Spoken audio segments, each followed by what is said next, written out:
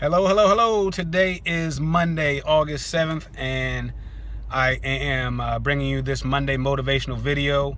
Hopefully you had a great weekend. I want to talk a little bit about my weekend. It was a fast weekend, but one of the things that stands out from my weekend is my day at church on Sunday. And one of the things that the pastor was talking about was kind of just listening to God and kind of blocking out some of the daily activities and just taking some time to just stop what you're doing and just listen. And it's important to me, that kind of hit home to me that, and I want to relate it to you, is again, that we don't get caught up in our daily grind, whether it be professional or personal. But I'm going to talk a little bit about the professional aspect of that today. We talked about time blocking before.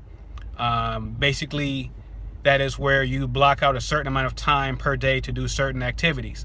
Typically, that goes back to that 80-20 rule, where you should be spending 80% of your time prospecting, the other 20% doing administrative duties. And I find it interesting. Again, if you don't time block, you will get caught up in the daily activities. You'll look up, you'll get a couple of phone calls, you'll have several emails to get caught up with. You'll have some kind of personal item to come and deal with, and then before you know it, it's 1 o'clock and now it's time for lunch and your day is gone.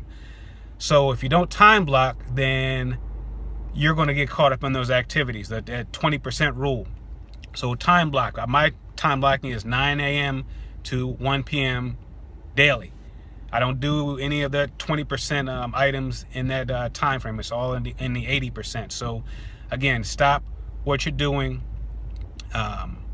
Listen to God, and one of the things what you're going to do is, if you do take time to stop what you're doing, listening to God, you're also going to have some time to do some creative thinking.